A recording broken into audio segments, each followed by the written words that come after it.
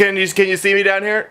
Can you see me now? Am I hidden? Yeah! Hey guys, what's up? We need to have a talk. And no, it's not about why my shirt looks like I stole it from a picnic table. No. We need to have a talk about strange bathrooms because the world is full of them and one day you're gonna find yourself having to use one, and I just want to make sure that I'm not alone on some of the things that I do. And by strange bathroom, I don't mean like a dungeon or a bathroom with slime dripping from the roof and the toilet's got weird flowers coming out of it and there's teeth. No, I just mean bathroom that you've never used before. I'm not sure why, but the first thing that I always have to do when I enter a strange bathroom is check for cameras. You never know when somebody's got like a hidden camera in their bathroom to, I don't know, maybe check to see if people are dicking around with the hand soap pump. The last thing I need is somebody trying to see my dickie. I have this fear of people like wanting to see my wiener, and I don't know why. It's even worse in public washrooms because I always feel like somebody's trying to snag a view of my dink. And whenever I'm at the urinal and somebody comes in while I'm going to the bathroom, I always pretend like I'm not peeing,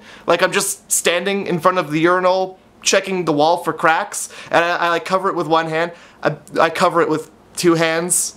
I use my school yearbook. I don't know why I do this. It's sort of like in case the guy who comes in wants to use the urinal next to me and he secretly is using his peripheral vision to look. I don't know why he'd be checking me out. I just sort of have like penis paranoia. It's like, you got a good situation down there. How could this happen to me? I've made my mistakes. Nobody should ever look at that. That's for me. Whenever I'm going to the bathroom in public, I feel like the whole world wants to look at my wiener. And while we're on the topic, why do they even put urinals so close together without putting like a wall in the middle? Hasn't anybody heard the rule that you don't use the urinal in the middle? I don't know if there's been a urinal made since I was in public school, but that has always been a rule that if two guys are using the urinals, you never use the urinal in between. It's almost like a common courtesy thing. So anyway, back to taking it out at people's houses. So the next thing I do after I check for cameras is I just sort of wander around looking at things, you know? Check the hand soap pump for good pressure. Like, I check out their art and stuff, see what kind of magazines they have next to the toilet. Sometimes if there's a mirror, I'll get butt naked. Oh, so this is why I look like butt naked. Something important to always know when you're using a strange bathroom is how thick are the walls, because when I'm in the bathroom, sometimes I make strange noises.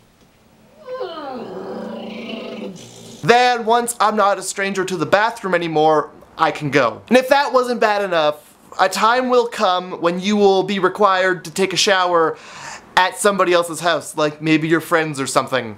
Not that I would know anything about that. I think the worst, most complicated part of this whole process is everybody's shower knobs are completely different from mine, and they're really complicated. I don't know when I became a rocket surgeon, but when I want lukewarm water, I shouldn't have to solve a math equation. What is the third knob for? Turn the knob, turn the other knob, it should be good. I shouldn't have to flip switches, answer a phone call, plug in a plug, then turn a knob just to make sure the water isn't gonna burn me. Why can't everything just look like what I have? It's a whole lot easier for me. So once you've done everything you need to do to, you know, be comfortable in this new strange bathroom, you've gotta get butt naked, get in the water, and check the soap for hairs. Don't pretend like you don't do it, because every soap has hairs. They may not be your own, but they're somebody's. And once you've picked the hairs off the soap, there you are rubbing it all over your body, trying to get clean, but at the same time just thinking about who else has rubbed this all over their body. Ooh. I feel like I'm sort of teaching you how to clean yourself, and I'm not doing that. I'm trying not to because I know everybody has their own way of cleaning themselves. But when I'm in somebody else's bathroom after I've used the soap, I always just go through their shampoos and body washes. Because everybody has their own brand, like Flarvin Poo for dirty, dry, gross hair. Or Mystic Flower Petal in a babbling brook with the color purple and a refreshing warm summer breeze for your butt.